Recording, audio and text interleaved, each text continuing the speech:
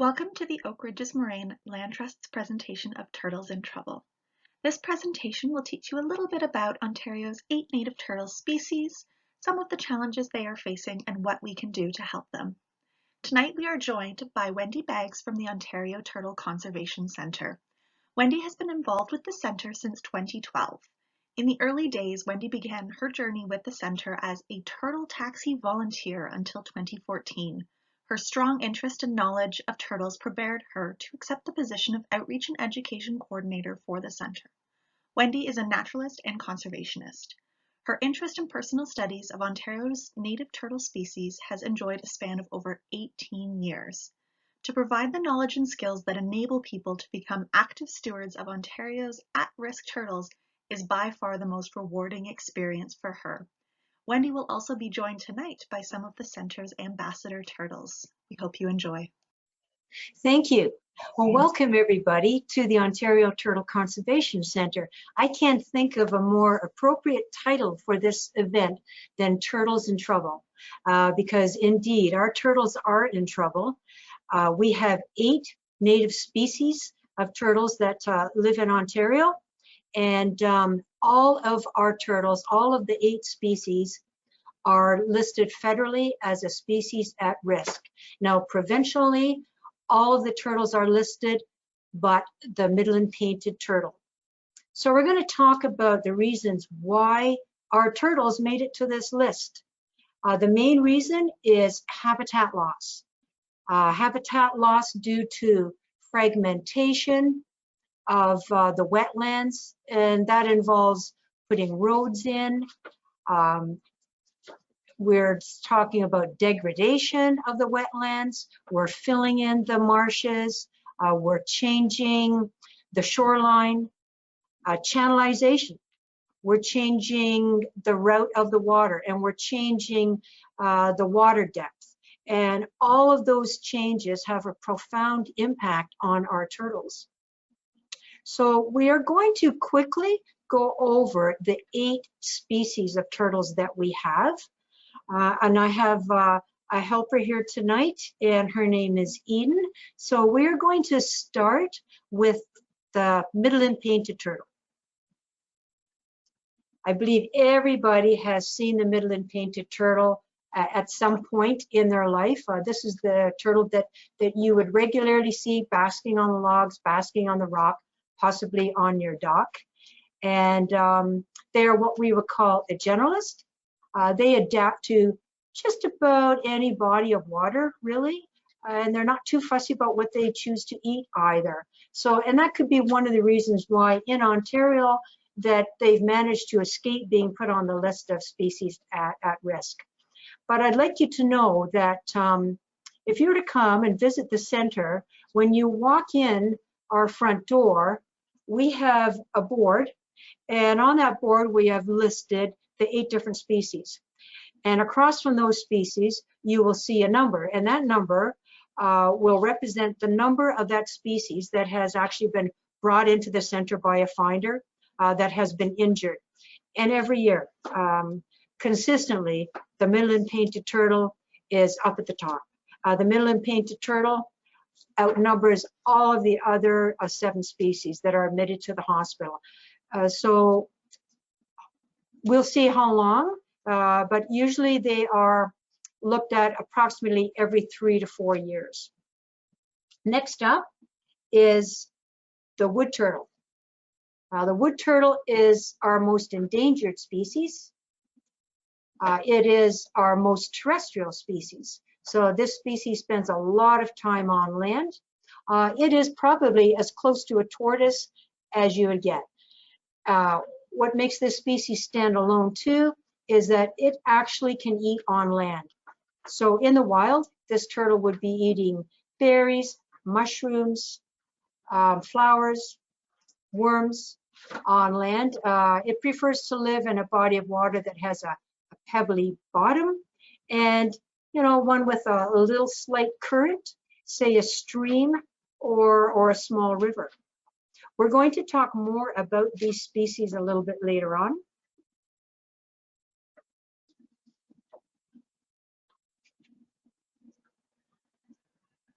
Now this is one of our smallest species. This is the spotted turtle. It is also listed as endangered. This species here was sought out for the pet trade. So as I mentioned earlier, the main reason we're losing our turtles is habitat loss, wetlands being filled in for plazas, you know, golf courses, malls, homes, etc. And the pet trade. So this species was around 60 years ago was highly trapped, I'll say. And this species here is quite sociable. So smugglers and people are looking for this turtle. It wasn't long that they figured out that if you see one spotted turtle, there's going to be maybe half a dozen in the area, so let's just keep looking. And what happened is that a good majority of them were removed from the wild, the reproducing adults and the young, so very few were left in the wild to reproduce. So the main reason for this little turtle here was poaching or taking from the wild for a pet.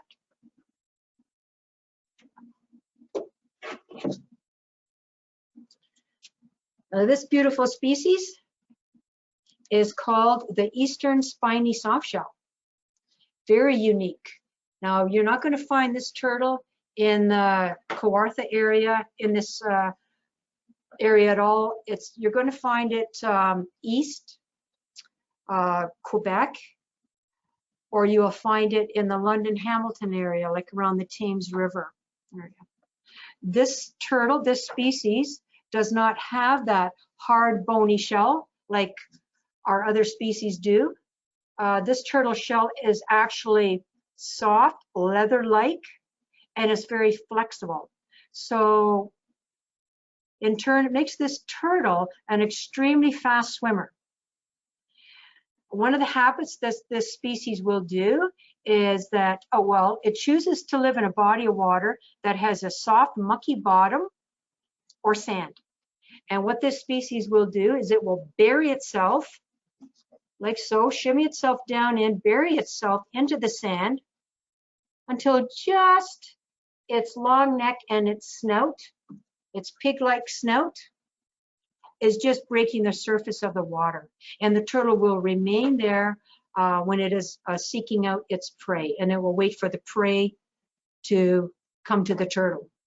So, this turtle does not really travel too far from the water. So we rarely get in a spiny softshell. We have had a few hatchlings that have been admitted here just because of maybe an infection, something like that. But as far as being hit by automobiles, that's a very rare case for an eastern spiny softshell. When it does leave the water, it's mainly just to nest, and they always have the water within its eyesight. And this turtle is listed as endangered.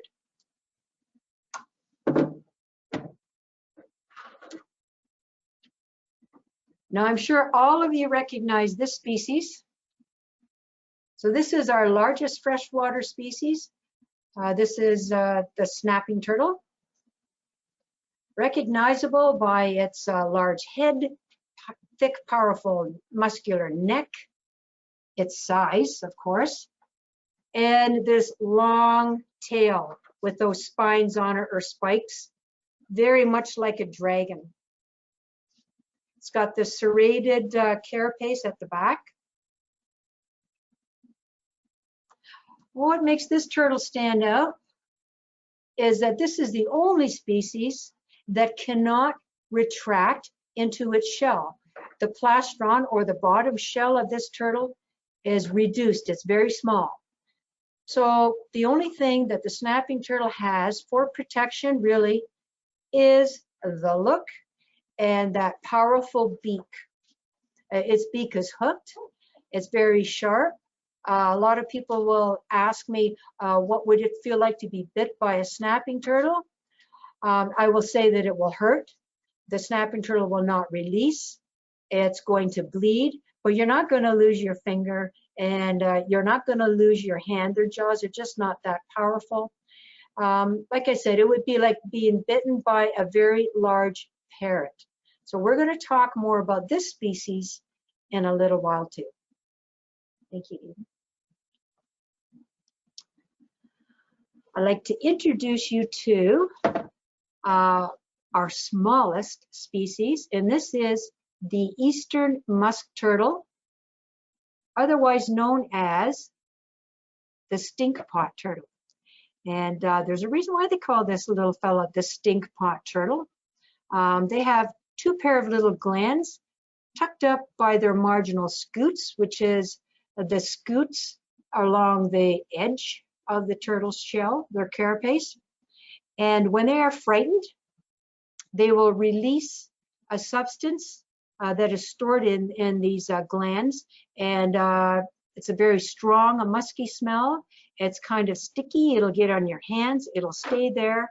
And if a predator does happen by this turtle, say a fox, for example, and puts the turtle in its mouth, definitely this turtle is going to release that into the predator's mouth, and guarantee the predator is going to drop the turtle and run to get a drink or just get away from this foul, tasting, smelling turtle. So this turtle is nocturnal, so it spends most of its early part of the day just walking along the bottom of the body of water where they're at in the pond, and just looking for food using what we call the peer and probe method. And then later on in the afternoon, it will surface.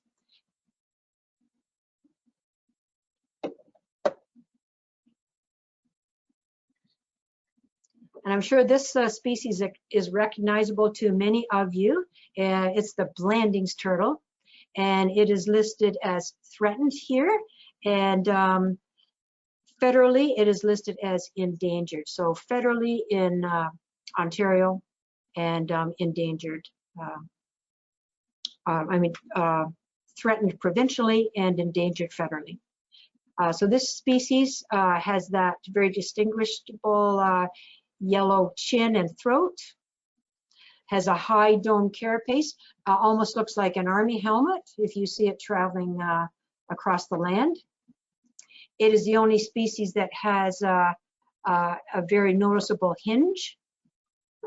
And some people call this turtle, the Blandings turtle, the wanderer. It has actually been tracked to travel 5 kilometers in a turtle's active season. And a turtle's active season is from April till approximately around the end of October. Another feature is it always looks like it's smiling. It's got that upturned jaw there and kind of bulging eyes. So very beautiful species, the Blandings turtle.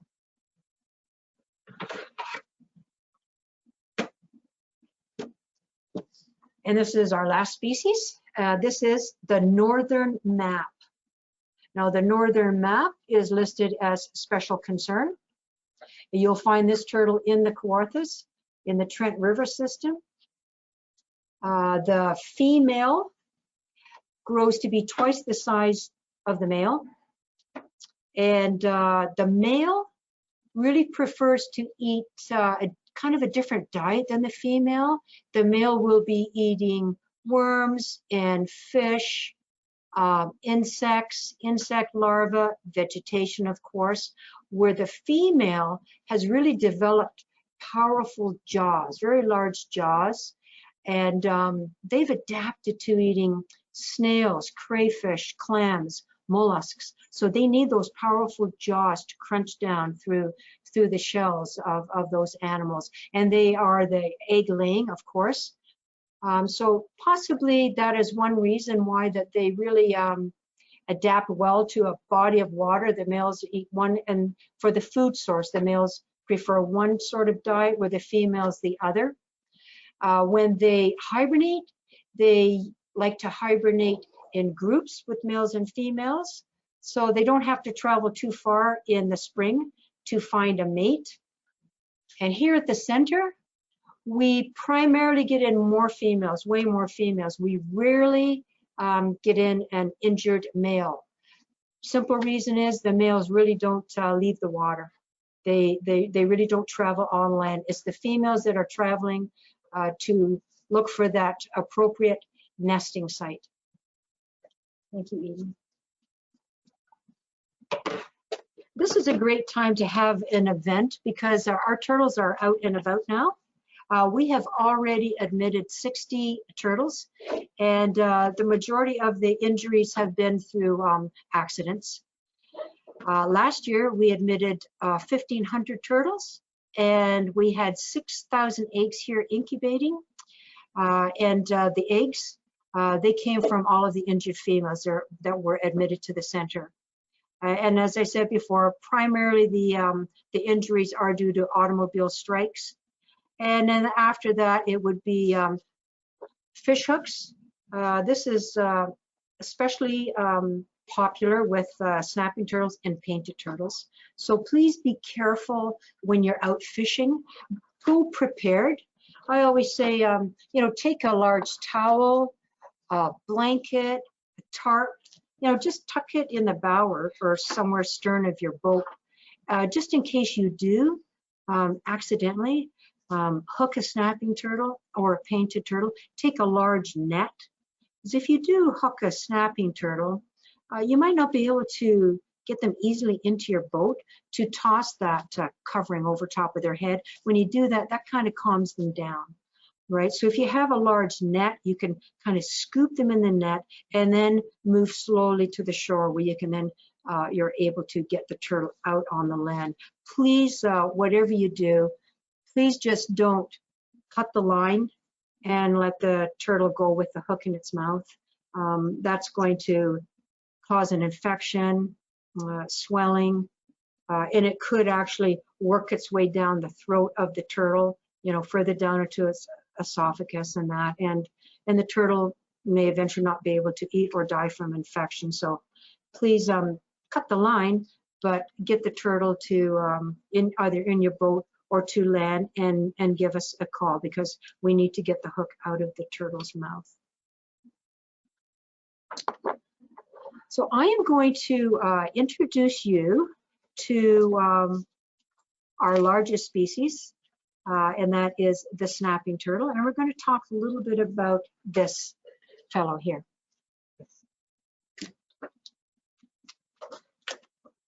I'm going to have you take him, please, because I need my gloves on.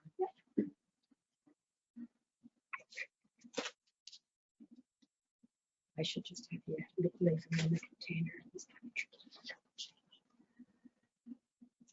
Just 1 minute, please. I'm putting on some gloves.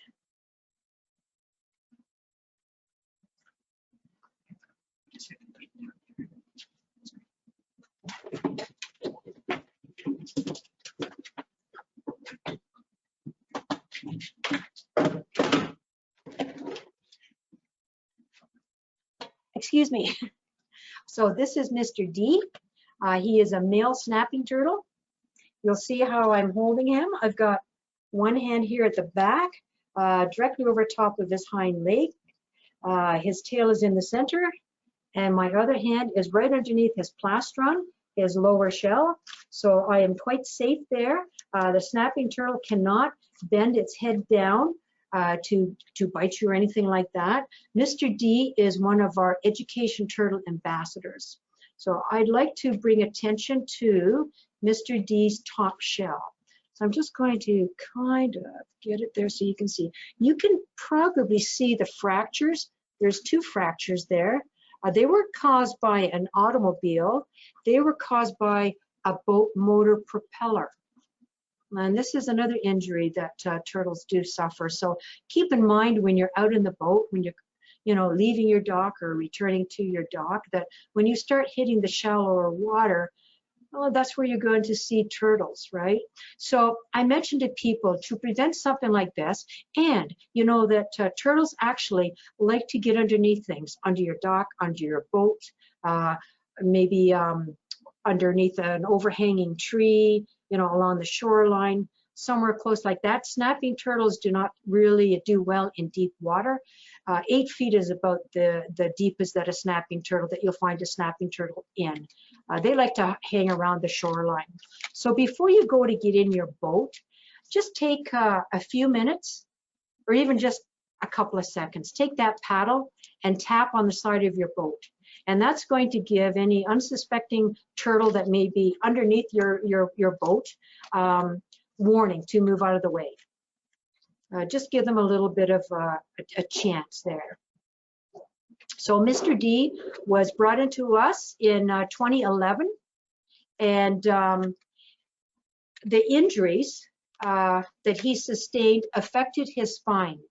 So Mr. D, unfortunately, you can see he's moving his legs freely. He's moving his legs quite freely, but as far as lifting or holding up his body weight, he's unable to do that. So it did damage his spine. He's had quite a few years of physiotherapy. We actually have a physiotherapist here that works with our turtles that have injuries such as Mr. D's. And he can pull himself along with his front legs, but he's dragging the back end or the rear part of his body. So Mr. D, he can't walk. He can't swim. So here he has to be kept in very minimal depth of water, because, and another thing, if Mr. D happens to turn over or flip over, he really can't right himself. So we have to really watch Mr. D closely. Mr. D, his age, he's around 17 years of age. Now, snapping turtles are our longest lived species. They can live upwards to 100 years of age. We know that. We know that. They mature when they're between the ages of 17 to 20 years of age. The males mature a little bit sooner than the females, and that is true in all the species. The males do mature earlier than the females. So a mature female can lay anywhere from 10 to approximately 66 eggs. And with turtles, size does matter. So the turtle's life strategy was to live longer. So some of our turtles can live, as I said, 100, some to about 80 years of age, some 60. So their life strategy was to mature much later in life, live longer, and when they're maturing later in life, they're larger, so they can carry more eggs in their body. And that worked out okay for them until we came along. And then now they have to contend with the road. So habitat loss, and then comes early death by road mortality. So I'm going to put Mr. D back.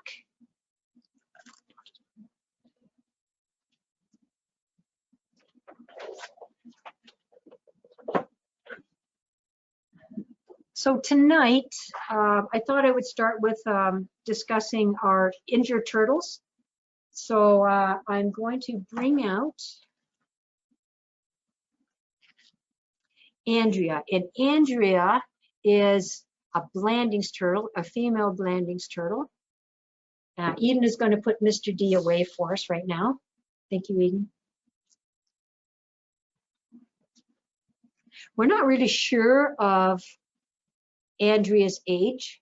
We do know that she's at least 20 years old because she is laying eggs. She will lay eggs, although they're not fertile. And the Blandings turtle matures when they are roughly around the age of 20 years old. They can live to be 80. This species is listed as threatened in Ontario and endangered federally. So again, as the model I showed you earlier, you can see Andrea's beautiful yellow chin and throat. Let's take a look at her carapace here. Now, I'm going to show you here. I think that you'll be able to see. So this is Andrea's injury here. She was hit by a car. Andrea suffered some head trauma too. So you can probably see Andrea lost her right eye, and her remaining eye, her left eye, very, very limited vision. So Andrea is blind. Andrea is one of our education turtle ambassadors. So all of the turtles that I'm introducing to you tonight are our turtle ambassadors, and we have a special permit in order to have these turtles, and they help us with our education program. we're licensed through the Ministry of Natural Resources and Forestries. So it is illegal to have any one of Ontario's turtles in your possession as a pet. As again, they are listed as a species at risk and they are protected. Andrea, the Blandings turtle, they have a hinge.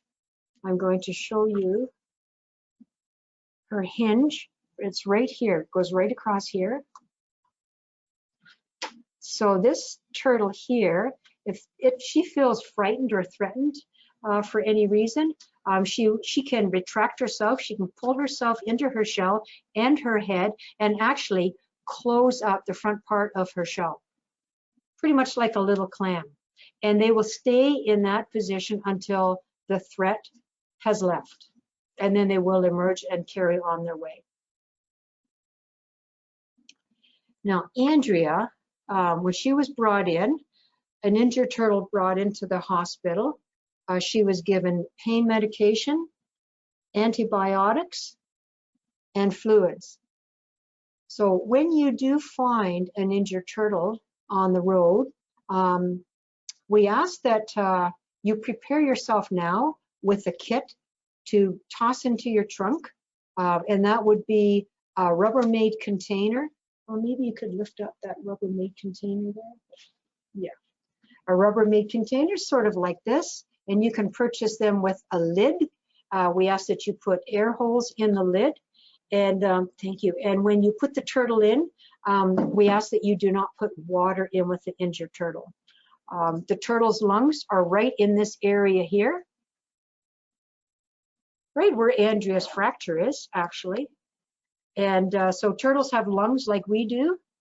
And if you were to put water in with this injured turtle, you could actually cause this turtle to drown. And when they are injured, sometimes they're in shock. Sometimes they can't even raise their head. And so they could drown. Now, what's very important is that when you do find an injured turtle, please make note of the location where you found the turtle. That's vital for us because every turtle has to be returned to their original habitat. And what we're looking for is the turtle to be returned within 1 kilometer to where you found that turtle, to the closest body of water. So we need to know the location. If we don't have the location, well, we just can't release the turtle, okay? And the reasons for that is that whatever body of water that the turtle lives in, has been living in for maybe 20, 30, 40, 50, 60, 70 years, whatever's in that water, bacteria or organisms, are on the turtle too. And so if you transfer a turtle from one body of water to another body of water, you're not only transferring the turtle, but you're transferring possibly bacteria into another body of water where a healthy population of turtles live, and you could accidentally, end up killing off a healthy population of turtles. So that's one huge reason. And the second reason why we just don't, release our turtles anywhere is that they stand a much better chance of survival when they are returned to their habitat. They know where the nesting sites are. They know where their basking sites are. They know where they're going to find their food. So, their survival is just that much greater. And turtles, they will, if they're, say, returned to an area that is not their habitat, they will wander off in search of that habitat. And they're just going to run into trouble, all of the roads that they cross, okay? So they need to go home. So we need to know where you find the turtle. And it doesn't really matter where you are. We have first responders all across Ontario. Our doctor, her name is Dr. Sue Carstairs. She puts on workshops for veterinarians and wildlife rehabilitators to be able to stabilize and care for an injured turtle until they can get to us. So if you're somewhere, 10, 12, 14 hours away or whatever from us, call us, yes, and we'll walk you through it. We'll locate a first responder close to you, and we will contact that responder if you're able to take the turtle there, and they will be there ready and waiting for you to bring the turtle. They'll be able to stabilize the turtle until it's able to make its way here. Now with Andrea, with her injuries, these injuries here, when she was first brought into the hospital, she was, like I mentioned, given pain medication, antibiotics, and fluids. And then her wounds were stabilized just with surgical tape like this. Okay. And then she would have been watched. She would have been dry docked. That means she would not have been placed in water right away. She would have been observed for a while, and pain medication. Although the turtles can't voice that they're in pain, we know that they are in pain. So she would have had that. Now with Andrea's case, where the fracture was quite wide, our doctor uses fasteners like this, and they're just, you can get these pretty much in any hardware store. They're glued onto the turtle's carapace, and you can see here this little jagged line is representing a fracture. So a fastener would be glued on either side of the fracture, and it's just simply a plastic wire ties, right? And they're put through here and pulled nice and snug so that the fracture is held steady and close. And we do not use glue or epoxy or anything like that. We want this to heal on its own.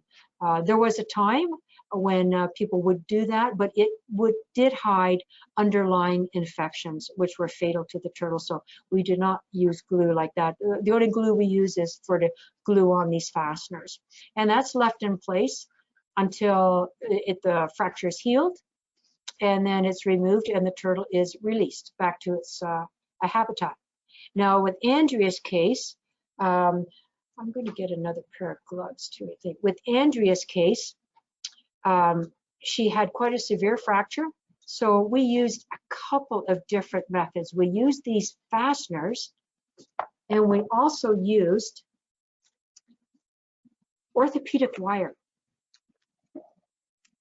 So our doctor, in order to put the orthopedic wire into the turtle shell, our doctor actually uses a dentist drill bit to drill, under anesthetic of course, to drill through the turtle's marginal scutes. So they're the very external scutes along the edge of the turtle shell. So like so. So our doctor drilled in holes just so that she could thread through the orthopedic wire. So between that and the fasteners, that really held that fracture secure. So I'm just going to show you one more time with oh, I thought it was Andrea, that's okay. We have, do you mind getting Andrea? We have here, while Eden is getting Andrea back, we have here Shelby. And Shelby is a beautiful little Midland painted turtle. Shelby was also hit by a car, and she suffered serious fracture. You can see this one piece missing out of Shelby's carapace, right up here, quite a large piece. Let's look at her fractures. So this one piece, you can see, was right away from the turtle shell. So again, Shelby was given pain medication, antibiotics, and fluids, and tape was put on her shell. And then Shelby had these fasteners glued on as well. Now you're probably asking, so why is Shelby still with us? Unfortunately, we did not get Shelby's place of origin. We were unable to get that information where Shelby was found. So she went to another conservation center first, and she was stabilized, her wounds were stabilized, and then she was transported here. But unfortunately, we did not get that. So this is just showing you how important that is, that we have that information where the turtle was found. So Shelby cannot be released. However, this large piece here, this large chip, could actually cause Shelby some trouble in the wild. I mean, turtles they're traveling on land. There's a lot of vegetation growing in the water. She could easily get snagged on something in the water, slow her down, cause her to drown, slow her down enough for a predator to take advantage of that. But Shelby is an adult female and one of our turtle ambassadors. Now I want you to take a look while I have Shelby at her front nails. If you can see that. Now her nails are short. They're uniform really. They're all pretty much the same length. That is telling me that this is a female. That's how you can easily tell a male from a female. Painted turtle. Just take a look at their front nails. The males are much longer, and we have a male painted here too, and I'm going to show you the difference so you can remember what Shelby's front nails look like. Okay. And as I mentioned earlier, the painted turtle is not listed in Ontario, but it is listed federally as a special concern. Let's take a look at Shelby's plastron. So Shelby looks totally different than our beautiful Blandings turtle and our snapping turtle. So all these colors and that they actually help the turtle hide, it's camouflage. And take a look at the dark shell here. Okay, the turtles actually use shadow camouflage. So you've got this light plastron, right? So our turtles are semi-aquatic, freshwater semi-aquatic turtles. So when Shelby or other turtles are swimming in the water with this light plastron here, any predator swimming from underneath the turtle, it's going to be a little more difficult to spot the turtle against the water and the sun shining down with this light plastron. And then when you have predators from the air, like birds, you have your osprey and birds of prey like that, eagles. So you've got that dark, so that kind of camouflages the turtle from predators coming down from above.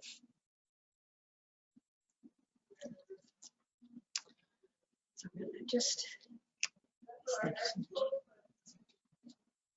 so I have Andrea back for a moment because I did want to touch base on those holes, those tiny holes that our doctor drilled in order to thread through the orthopedic wire. So our doctor drilled through here. You can, I don't know if you can see, but there are 2 holes here and there are 2 holes over in this area here. And that is where the orthopedic wire was threaded through for Andrea.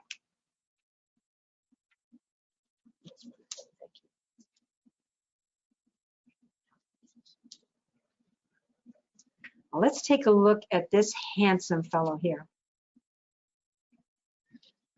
Now this is one of our most endangered species. This species is the wood turtle. Very few people will ever have the opportunity to see a wood turtle in their life. They are that endangered. And being endangered, they're highly protected. So when a turtle is listed as threatened or endangered, not only their habitat is protected, but the turtle itself is protected. When a turtle is listed as special concern, the turtle is protected, but not necessarily the habitat, not near as much as if a turtle is listed as threatened or endangered. Now you're going to notice something with Rusty here. You're going to see why Rusty is a resident at our center.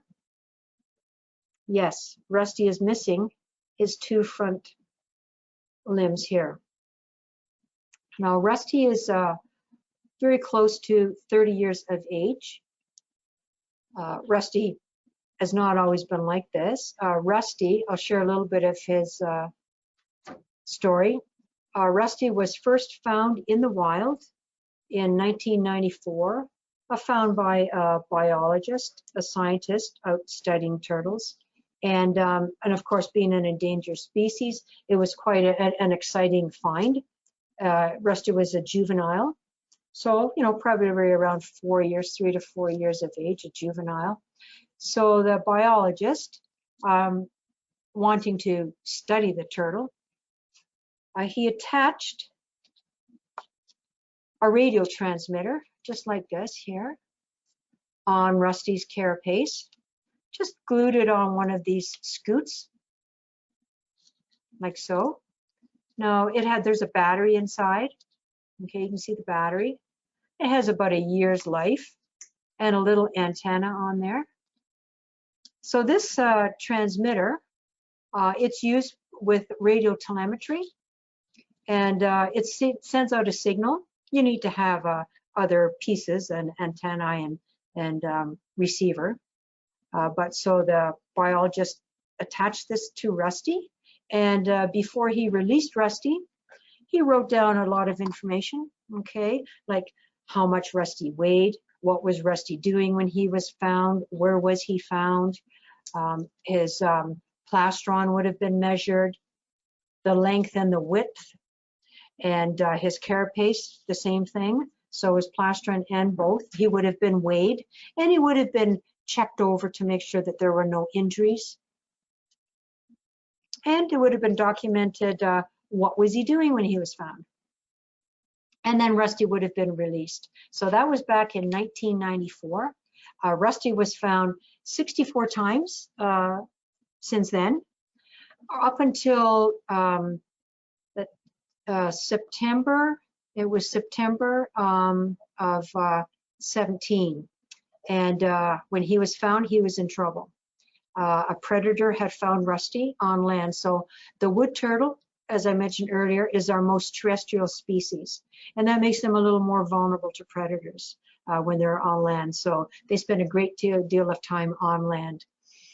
So there are, like turtles, when they get to be an adult, fewer predators than when they were a hatchling, definitely. But they still have predators. I can think of a few. River otters are one, raccoons another, okay, and of course humans. Yeah. So we feel that it was most likely a raccoon that found Rusty. So Rusty was rushed in here. He had exposed bone fragments, infected tissue. It was a good thing that Rusty had that transmitter on. And they went really searching for him because nothing had been heard from Rusty for a while.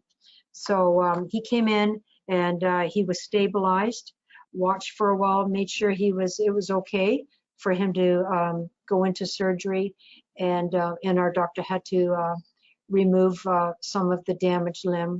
And he had little stitches. So Rusty was about a year healing. It actually takes a turtle a lot longer to heal than other animals, just because of their very slow metabolism.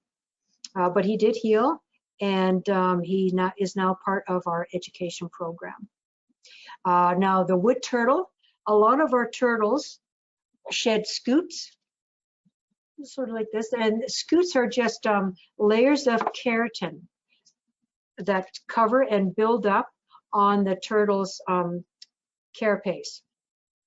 And when they shed, that kind of represents a year's growth. And when they shed and they fall off, they actually leave a growth ring on the carapace, on the scoot. So a turtle has roughly, all turtles have roughly 54 scoots. They have scoots on their bottom too. Okay. However, the wood turtle does not shed their scoots. They build up in time. So you can easily see why they call the wood turtle that by name.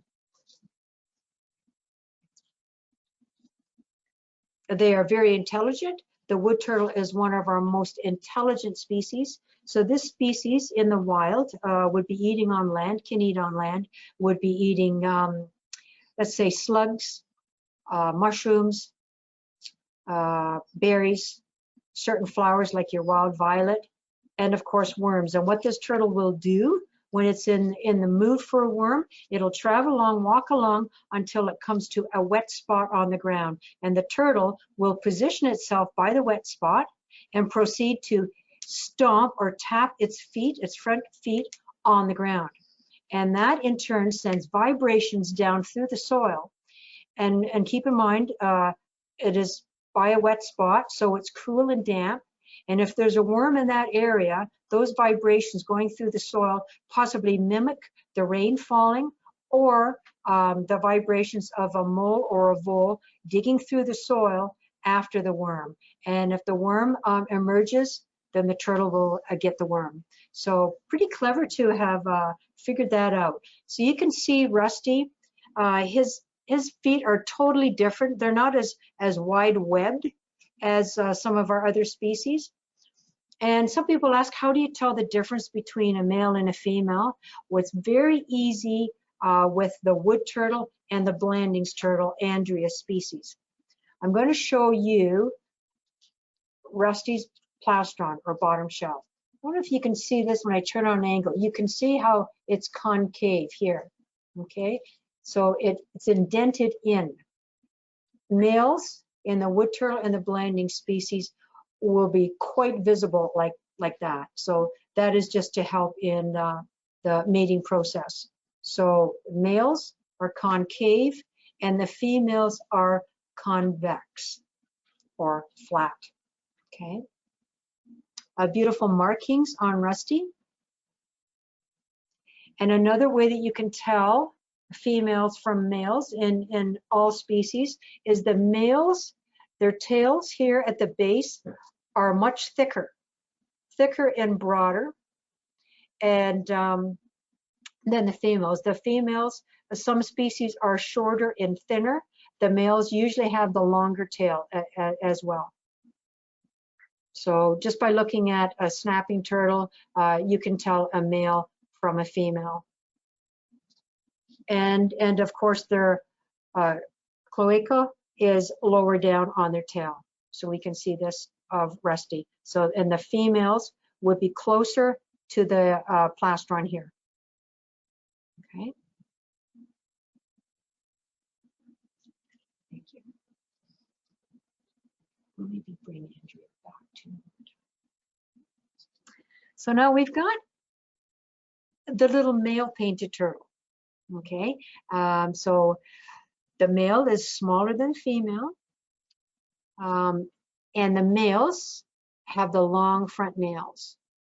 You can see how Picasso can really pull himself, tuck himself into that shell, retract. And as I said earlier, the snapping turtle cannot do that. And I will show you before the end of the evening the plastron on a snapping turtle. So I'm going to see if I can encourage Picasso to show you his front nails. Let's just see if he will.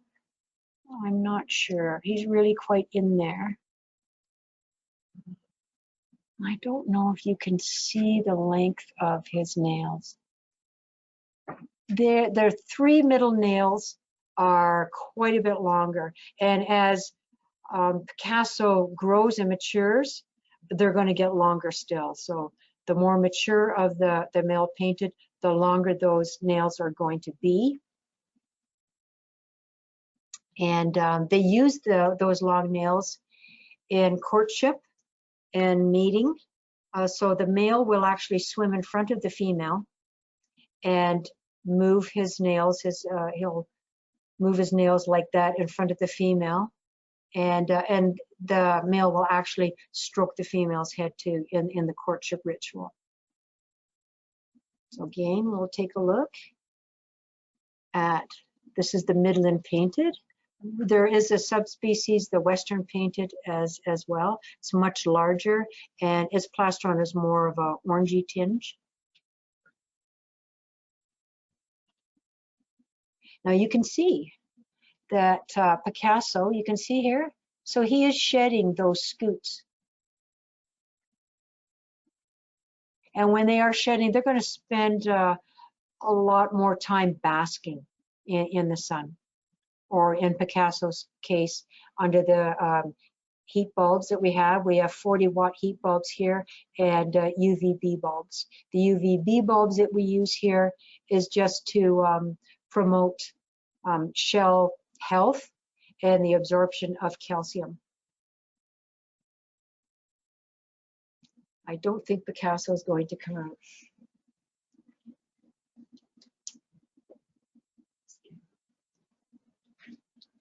And Andrea returns one more time. I wanted Andrea to come back because I wanted to show you Andrea's plastron again. So the Blandings turtle and the wood turtle, if you remember, Rusty was concave. You can see how convex or flat Andrea's is. Let's turn her to the side and you can see that. So if you're helping a Blandings turtle across the road and you want to know whether it's a male or female that you're helping, just take a look at the lower shell and take a look at that beautiful long neck. Oh my goodness.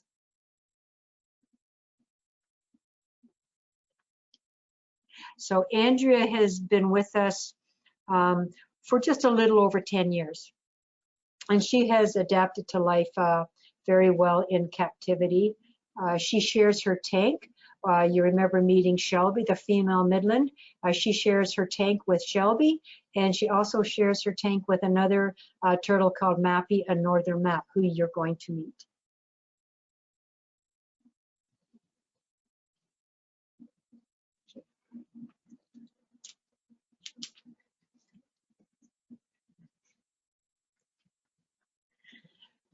And here we are.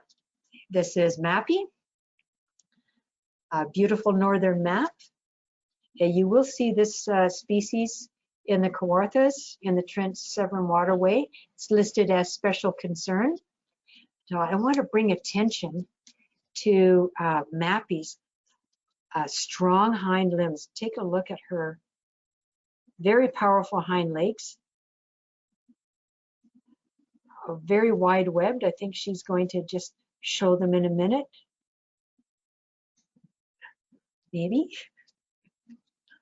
Now they call that, yeah, here she goes. She's going to show us. There we are.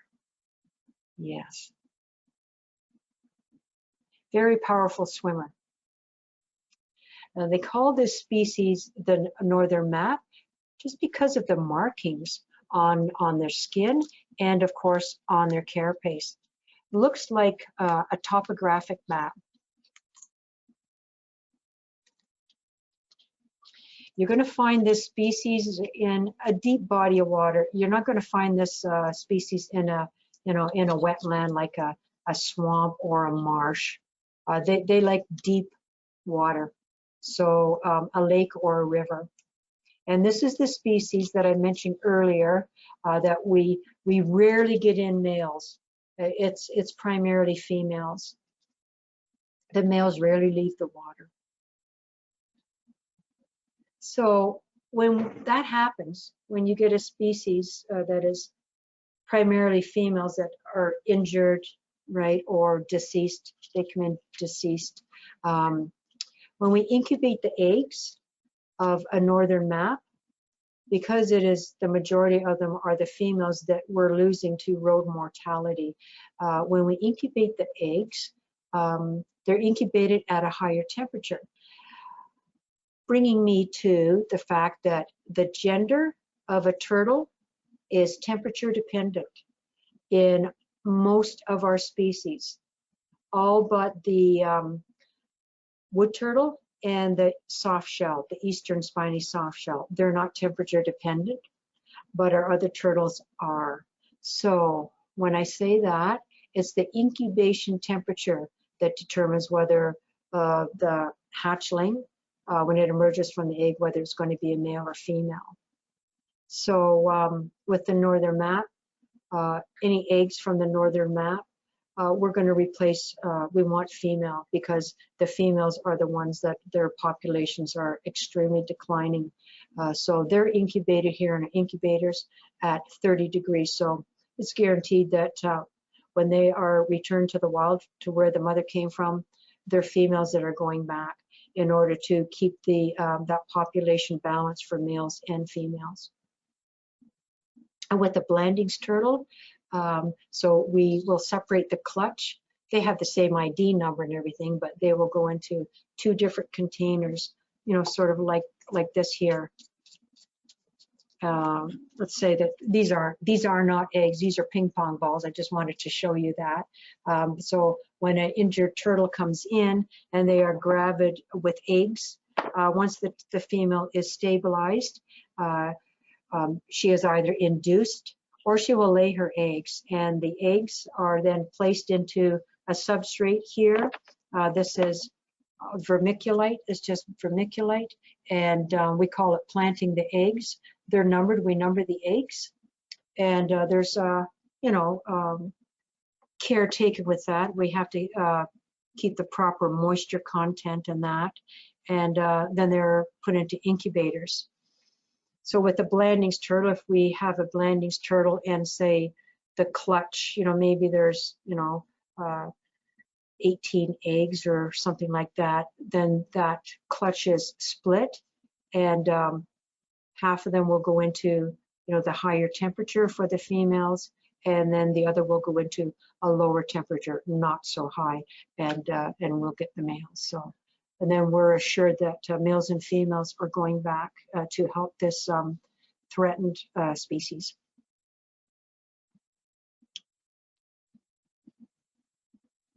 Now the northern map, they're a very, very shy turtle. You're not going to see them, rarely will you see them basking close to shore. You're going to see them basking out on a rock far away, and just the slightest movement, they're going to be gone. This little turtle here, when I put her outside in the summertime when the weather gets nice, they have their own turtle enclosures here at the center in our outdoor education center. When I place her in the water, you rarely see her. She likes to stay down deep. So Mappy here, she came to us. I'm going to show you there. You're seeing that there are no injuries on this beautiful turtle. No, she wasn't injured, so she's not here due to her injuries. Mappy was actually kidnapped or taken from the wild, and somebody decided that they wanted to have her as a pet, which again is illegal, and so she ended up.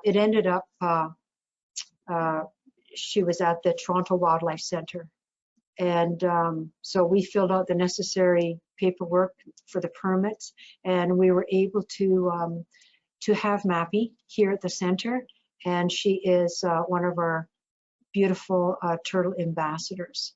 So because there's nothing wrong with this northern map, she should be living in the wild, out there reproducing, doing what turtles do, and but she can't because we do not know her location. She was taken from the wild, and so there's no history on this beautiful northern map. So she's going to be, when that happens, when you do that, that means that they're, in captivity for the rest of their lives. I mean, we're happy to have Mappy, but I'm sure she'd be happier if she was home.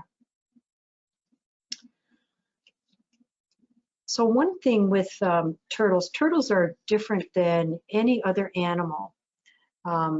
Turtles, like I mentioned earlier, they do not mature until much later in life. So compared to your foxes, your raccoons, skunks, like a lot of animals, some animals mature when they're like 6 months old, some a year, but turtles do not. And actually the success rate of a turtle's nest is less than 1%. So when, say, a snapping turtle lays her eggs, say you've got a mature female snapping turtle, the age of 35, 40 years old, she lays her eggs, and maybe she lays 40 eggs. Usually those eggs are dug up within 24 hours by predators such as your foxes, raccoons, and skunks. And if that doesn't happen and they do emerge from the nest, you've got your birds like your crows, your gulls, and still your raccoons and skunks will eat their little hatchlings. And then if that doesn't happen and they make it to the water, they're not safe even there because large fish will eat little turtles, bullfrogs will eat little turtles, large turtles will eat little turtles, blue herrings. So the survival rate of a hatchling to reach a reproductive age is like less than 1%, less than 1%. So when you see turtles like that, they're the ones that survive being hit on the roads. You know, even just the loss of 1 or 2% is enough to wipe out a whole population. So here at the center, our mission, our goal is the conservation, protection, and rehabilitation of Ontario's turtles and the wetlands in which they live.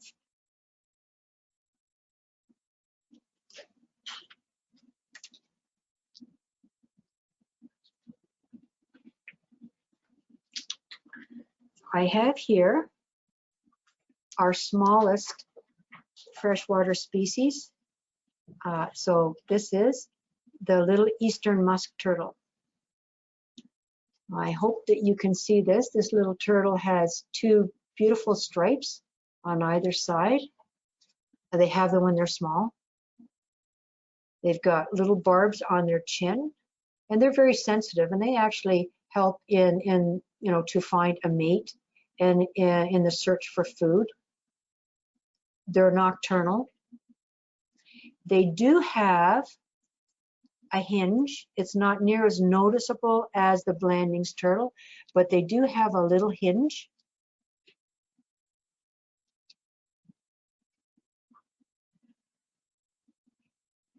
These turtles here, as I said earlier, they would spend a good part of the morning just walking along the bottom, foraging for food, using that peer and probe method. And then later on in the afternoon, late afternoon, they will emerge and bask maybe on a lily pad. And they are actually good climbers too. This turtle has been spotted hanging out on a branch of a shrub overhanging like along the shoreline. And I've even heard from some canoeists that they've been, you know, paddling along the shoreline and heard a kerplunk and look, what is that? And looked, and there was a little musk turtle that had been maybe knocked off the branch and into the canoe. So I'm going to show you where those little glands would be on this turtle. So 2 pair of little glands would be just in this marginal scoot. The marginal scoots are the scoots along the edge of the shell. Thank you.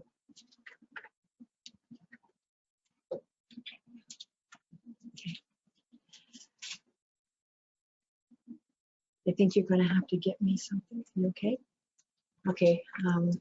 So take a look at the shell. It's a little on the dome side, but more oblong here. And take a look at its small little feet. So this little turtle here, when they dig or bury their eggs, they're not going to be digging in sand and gravel, obviously not. So they're going to lay their eggs under leaf litter or decaying wood. Now, we do not get in very many eastern musk turtles here, just because, again, this is a species that does not travel too far from the body of water where they live. But they do run into trouble with fishhooks because they choose a habitat that has a lot of vegetation. And unfortunately, they're choosing habitats where there's a lot of duckweed and water lilies, that sort of thing. And unfortunately, that's where some fishing people like to cast their lines and their lures. So they will run into trouble there.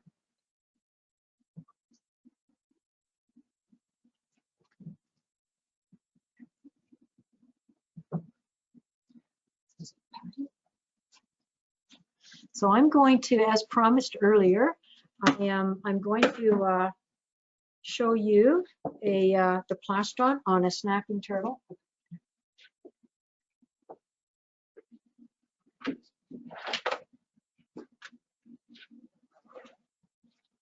So I'd like to introduce you to Paddy. He's much larger. Paddy is a 37-year-old male snapping turtle, quite a bit larger than Mr. D. So I'm going to put Patty down because I want to get a different hold on him, and I want to show you his reduced plastron.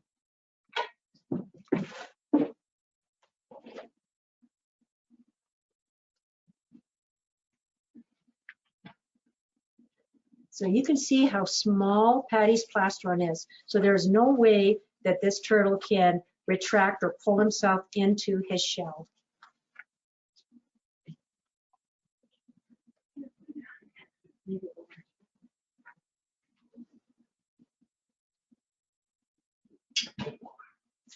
He is heavy. You can see this is the way I'm hanging on to Patty, hand underneath. And he's giving me a workout.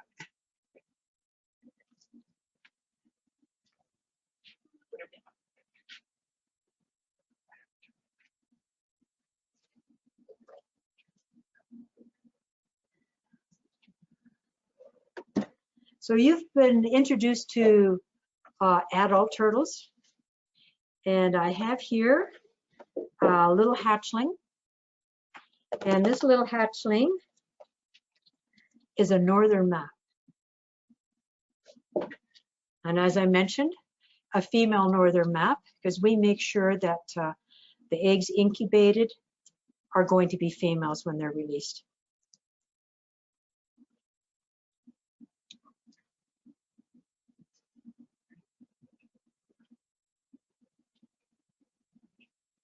So you see those beautiful stripes?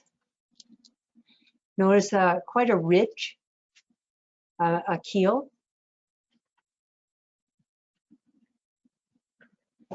Take a look at this baby's plastron. Beautifully marked.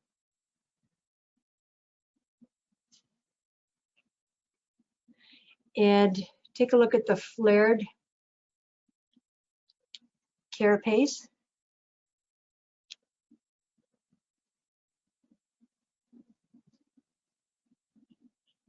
So all of our turtles are omnivores. They eat meat and vegetation.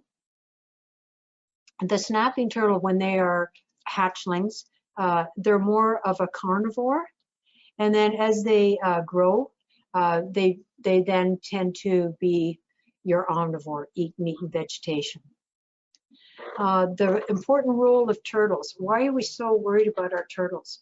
Well, turtles play a very vital role in the aquatic ecosystem. They actually help keep our waters clean. Turtles, as I said, they eat meat and vegetation. So the vegetation, they're eating the plants, and they're eating the seeds from the plants. And we know that what goes in comes out. Water is always moving. And those seeds that are dispersed from the plant material that the turtle has eaten, they're in the water. And a lot of them float in the water and they attach themselves to the shoreline, where in turn healthy native plants will grow and flourish. And turtles actually, a lot of them eat carrion, so dead things too. So they actually, turtles are actually the janitors, the caretakers, the carburetors of our waters, of our wetlands. I would go so far as to say that turtles are the heartbeat of our wetlands. The size of a snapping turtle that you've seen, a snapping turtle, they would eat water snakes, any a fairly large sized mammal that has deceased.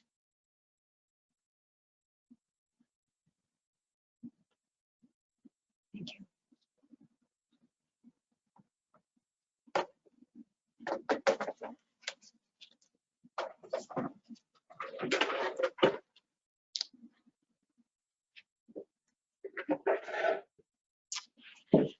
So if we have any questions or anything like that, do we have any questions? Yes, we do. Thank you so much, Wendy. That was a fabulous presentation.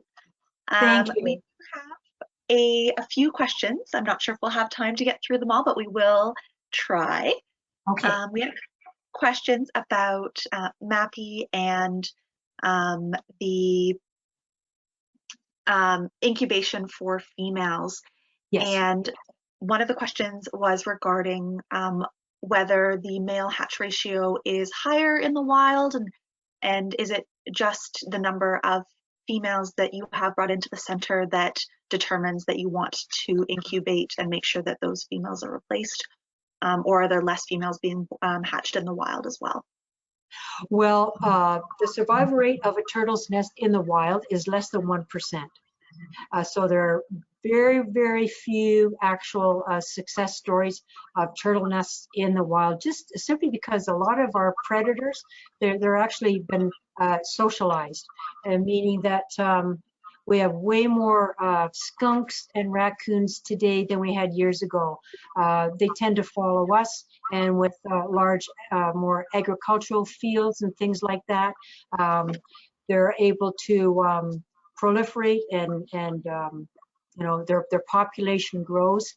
But here at the center, 90% or 99.9% of the injured map turtles that we admit to the center, they're all females. So we just want to guarantee that they're not all males that are out there. So we want to make sure that there's a nice balance so that they will be able to repopulate. Okay, excellent. And you're saying there's a very low success rate for the nests. Yes. If people see a nest, what is something that they can do if it's on private or public land? Okay, so great question. We actually encourage people, if it's on your private property, right? You can make your own turtle nest protector. Eden is getting one here now that I can show you, give you an idea on what they look like. So we make them here. We have volunteers that actually construct these for us. It's a simple design. Okay, so it's just 2x4s turned on end. And we have little cutouts here on each corner. So there's 4. And this is so that the hatchlings, when they hatch, that they have a way to get out if you don't happen to be there. So they have an escape route there. And it's just carpenter cloth and just washers and screws.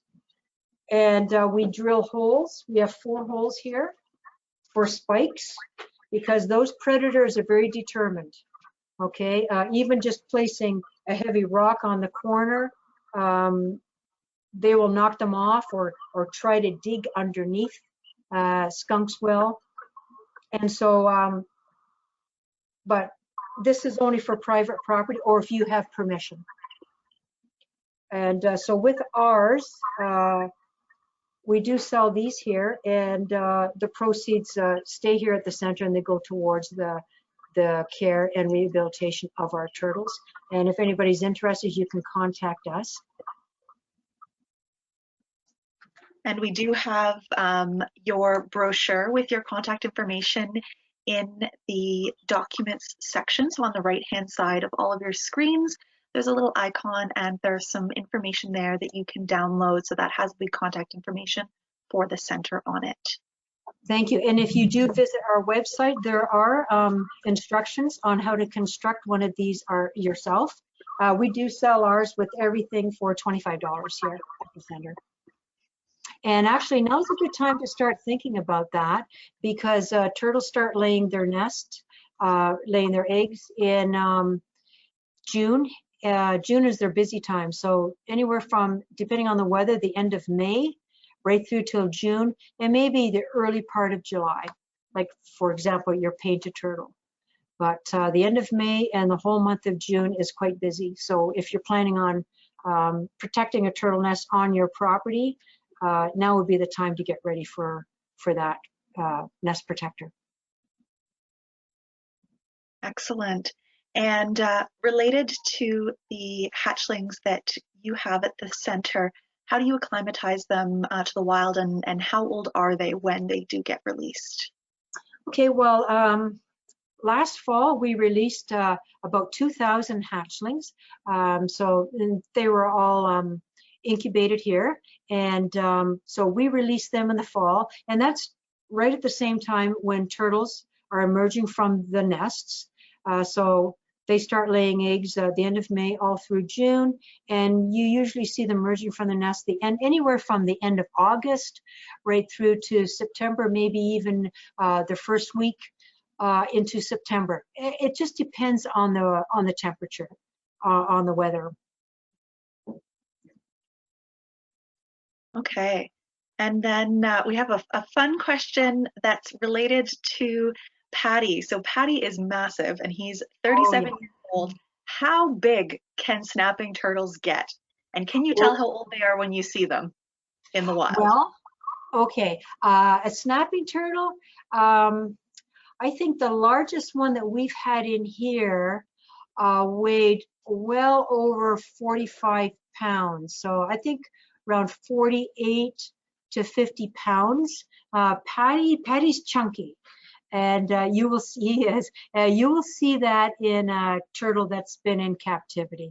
You know, he's not that active, not as active as a snapping turtle in the wild for sure. But so I would say the average snapping turtle, average sized, males are much larger than the female too, but the average size snapping turtle, adult, I would say you'd be looking at easy 45 pounds. Yeah. Wow. Patty's heavy. Patty is about 34 pounds. Patty's 34 pounds. And when I'm holding him, you could see he was moving, and that even makes him feel heavier because he's pushing against me. So he can be a little difficult. I bet. And if we were to see a snapping turtle or another turtle wanting to cross the road, what is the best way to help them across the road? Okay. Excellent question. So always approach a snap. This is just a wooden model here. Always approach a snapping turtle from behind. Okay. Stay away from this. This is the business end. Stay away from the business end. Always approach them from behind. So when you're driving along in your car and you see a turtle on the road, you know, please just don't slam on your brakes and there you go. Be calm. Put your signal light on. Pull off safely. Okay, and you'll know it's a snapping turtle by the size and this long spiky tail. Okay, so before you get out of your car, look at the turtle and see which way it's heading. That's always the rule, as always take a turtle in the direction that they're facing. Never turn the turtle around and take it back to the water. Or if they're heading this way and you look and you go, well, there's no water there. I don't see a pond. I don't see a marsh. All I see is a field. I'm going to take it and put it in a car and drive it to the water. It needs water. Please don't do that. Just get it across the road in the direction that's facing. So you see the turtle. You've determined it's a snapping turtle. You've looked to see which way it's facing. So you have a good idea before you even get out of your car and approach the turtle. So element of surprise with the snapping turtle. Do not give them any warning of what you're going to do. So what I mean is don't get out of your car and then go and stand by the turtle and go, what? I don't know. Because as soon as you put your hands on that turtle, there's nerve endings and blood vessels in the turtle shell. They can feel it. They have a good sense of smell. They know you're there. Okay. So element of surprise. See the turtle? Go up behind the turtle, and this is where, if it's a turtle that's, you know, the size of Mr. D, you know, like, I'd say, you know, about that large around, about the size of this, even larger, easily go behind, put your hands right here over top of their hind legs. Okay, grab there. It's just like a handle. When you grab on there, your hands will go right underneath. You can hang on.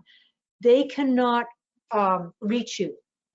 Their necks are not that long. A lot of people think that their necks are that long, but they are not. So you're perfectly safe there. You just got to grab here and carry the turtle across. And when you put it on in the safety of the other side of the road in the grass, when you release the turtle, move away quickly. Go to the side. Just get away from the turtle, because if you don't, I'll guarantee you that turtle is going to turn around to look at you. He wants to know what his predator is going to do next. You just picked him up. He didn't like that. So he's going to turn around to look at you. And what's happened? Now he's facing the wrong direction. And you're going to be standing going, oh no, I've got to turn that turtle around because now he's going to go across the road and possibly get hit. So element of surprise, grab here and carry him across. If it is a very large turtle, like, you know, that 45-pounder we may be talking about, element of surprise, go behind, grab here, lift the back end up, spin the turtle around like this, and pull the turtle backwards in the direction he was facing. Pull him backwards across the road, and then when you get to the side, you're still holding on to him, turn him around again, face him right, and then release and move away. Those are methods that will get you off the road quickly. I know some people will say, well, you know, I put a stick here and they grab on and I pull them across. And please don't do that. Just, you know, go behind, grab, cross, or grab, turn, pull across, and then straighten them out. And you're off the road in, you know, a minute or so. Excellent. Well, I think that brings us to the end of our time. So thank you again, Wendy, so much for presenting such amazing information about our Ontario turtles. And I really hope that all of you that have tuned in have learned a little bit about the species that we have and what you can do to help them. If you have been inspired by today's presentation to create a wetland on your own property to entice turtles to live there, check out your local conservation authority. Many conservation authorities have funding available for private landowners to create wetlands on their property. One of our partners, the Lake Simcoe Region Conservation Authority, has funding for landowners in the Lake Simcoe watershed. And they offer up to $10,000, which can cover 50% of a project, to tailor your property for the turtles that you've heard about today. The grant covers the work necessary to restore and enhance the plants and soils of a wetland. This includes engineering fees, plans, permits, native plants and projects materials, and labor. If you have any questions, please get in touch with the Lake Simcoe Region Conservation Authority or your local conservation authority for more information about how you can create a wetland on your own property.